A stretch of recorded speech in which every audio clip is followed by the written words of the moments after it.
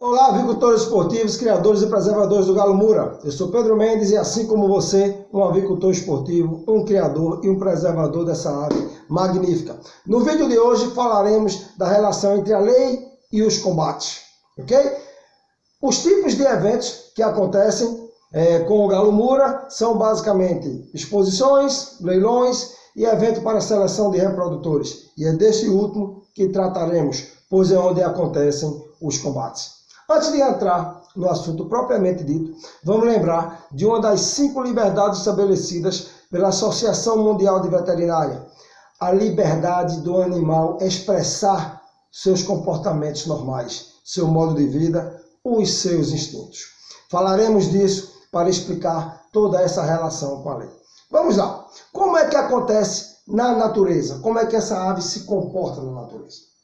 Esse galo, na natureza, quando ele atinge seu ápice de maturidade, saúde e bem-estar, ele atinge mais ou menos na época da sua reprodução. E é nessa época onde eles atingem o ápice do seu condicionamento físico, de sua saúde, de sua maturidade, que eles partem para o combate na natureza. Um combate mortal, um combate que vai até os últimos limites e vai até a morte. Um combate onde apenas restará um único exemplar, o exemplar mais forte, o exemplar com a carga genética mais potente e mais forte, capaz de melhorar a cada ciclo de reprodução a genética daquelas aves. Então, é uma seleção dura, onde só o mais forte prevalece, passando sua carga genética às próximas gerações, fortalecendo essas aves a cada ciclo reprodutivo.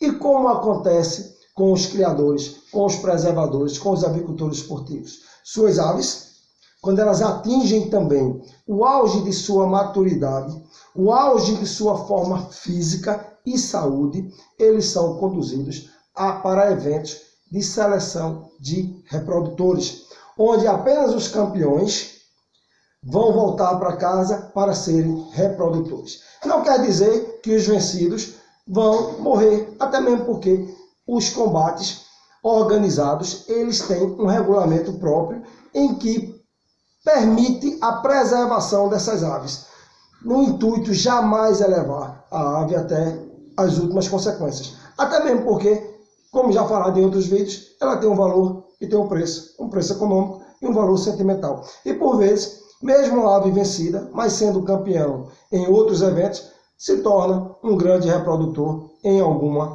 cocheira, ok? Então, na verdade, o que se faz é uma similaridade do que acontece na natureza. Mas vamos para a lei e essa relação de combate entre as aves.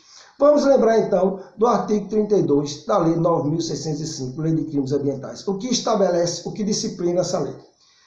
Praticar ato de abusos, maus tratos, ferir ou mutilar animais silvestres, domésticos ou domesticáveis, nativos ou exóticos.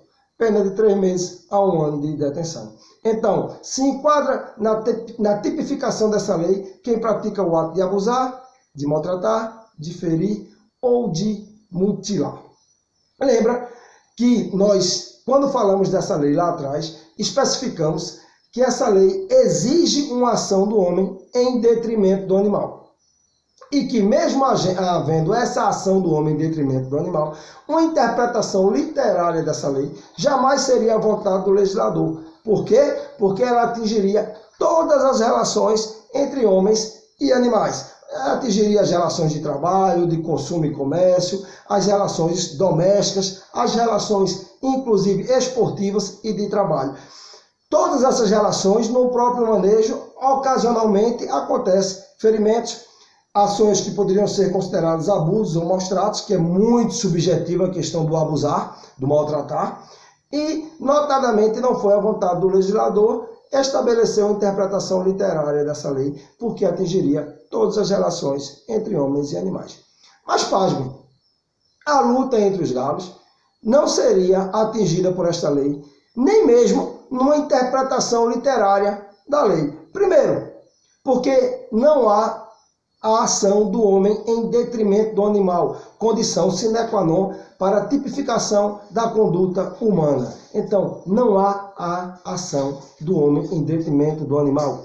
E não há sequer a relação entre homem e animal. É uma relação de animal para animal, a luta entre eles. É uma relação de ave para ave. Então, primeiro, não há ação do homem em detrimento do animal e não há sequer a relação entre homem e animal. Então, mesmo numa interpretação literária dos verbos tipificadores da conduta, jamais poderia se criminalizar o homem por uma relação entre dois animais, uma relação entre duas aves. Então, indo para um caso concreto, imagine que qualquer um de nós estivéssemos numa audiência de julgamento e fôssemos réus confessos. Chegássemos à presença do juiz e disséssemos: Excelência, eu estava realmente naquele local organizado onde estava havendo combate entre galos. E eu confesso ao senhor que eu assisti os combates, eu vi aqueles combates e eu me emocionei com eles, me empolguei, admirei, vibrei a cada golpe desferido, a cada esquiva realizada, a cada confronto imbatível. Eu me empolguei com aquilo e eu delirei com aquilo, Excelência. Realmente eu estava lá, assisti os combates e senti essas emoções. Cometi que crime, Excelência? Crime nenhum. É atípico. Não há nenhuma tipificação na legislação pátria, codificada ou extravagante, que descreva qualquer dessas condutas, qualquer dessas reações como criminosas. O que o juiz poderia fazer era dizer: filho, você pecou, segundo minhas crenças você pecou. E eu, se estivesse nessa situação, diria: Excelência, eu não pequei. Segundo minhas crenças, eu não pequei, porque eu apenas admirei um ato da natureza, um exercício combativo natural, em exercício da própria destinação genética daquelas aves. Vejam bem, mesmo diante dessa situação, tem um caso, um fato, uma situação que poderia ser levada a uma interpretação incriminadora da conduta do avicultor esportivo. É a situação dos encostadores, os passadores, aquelas pessoas que entram no tambor com os galos e provocam um encontro entre eles, permitem que eles se encontrem. E antes de permitir que eles se encontrem, naturalmente, sabemos que todos os galos estão sempre dispostos a lutar, porque é exercício de sua própria destinação genética, mas mesmo assim, por uma questão de garantia, há a conferência anterior se os galos desejam combater. Se qualquer deles virar a cara para o lado, é retirado no mesmo momento, porque ele não expressou o desejo de ir à luta. Mas uma vez demonstrado o desejo de ir à luta, os encostadores soltam eles no mesmo recinto e o combate naturalmente acontece.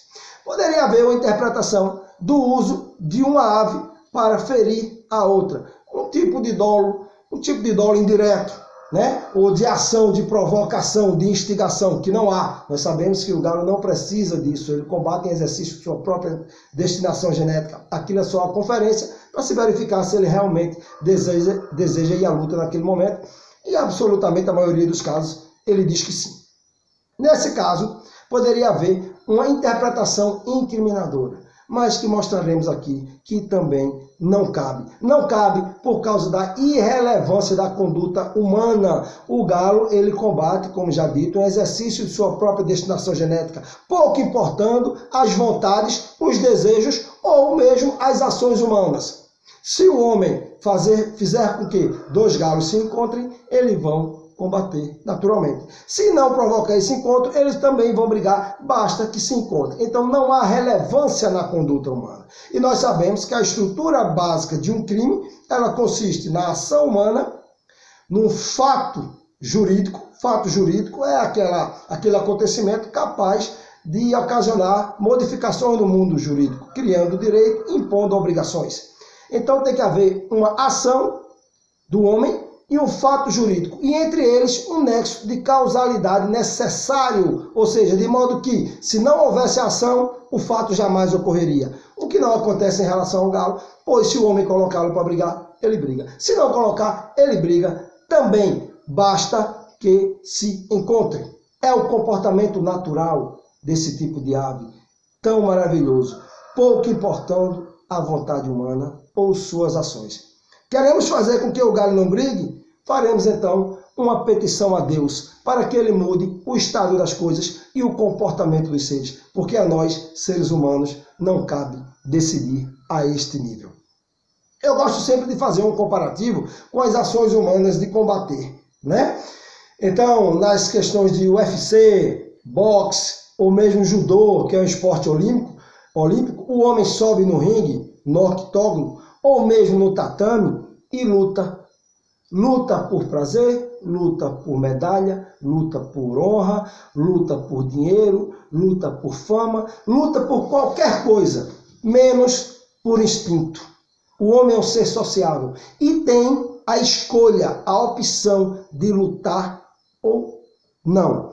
Diferente do galo, o galo não tem opção, ele não tem escolha. Mas não somos nós, seres humanos, que não damos a escolha a ele não. Foi a própria natureza que o dotou desse instinto combativo quando ele vê um outro galo, macho, adulto, saudável, ele não enxerga um semelhante, ele enxerga um obstáculo a ser eliminado, um obstáculo entre ele e sua prole futura, ele e as próximas gerações que carregarão sua genética.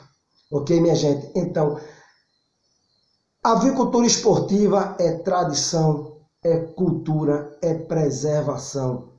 Não é crime, em hipótese alguma é crime. Há uma irrelevância de conduta, o galo vai combater sempre em exercício de sua própria destinação genética. Não há relação entre homem e animal, não há ação em detrimento do animal realizada pelo homem, não há crime. E por que somos tão perseguidos? Vamos falar disso lá na frente, vamos explicar, inclusive falarmos do principal motivo, que é a decisão em ação direta de inconstitucionalidade do Supremo Tribunal Federal, assim como aconteceu na vaquejada. Mas isso é assunto para um outro vídeo, um vídeo posterior. Por hoje é só, espero que tenha esclarecido muitas dúvidas, espero que curtam o vídeo, se inscrevam no canal, assistam os vídeos até o final, divulguem nosso canal, esse canal é nosso, é o canal do Galista, ok? Um abraço, fiquem com Deus e até o próximo vídeo. Valeu!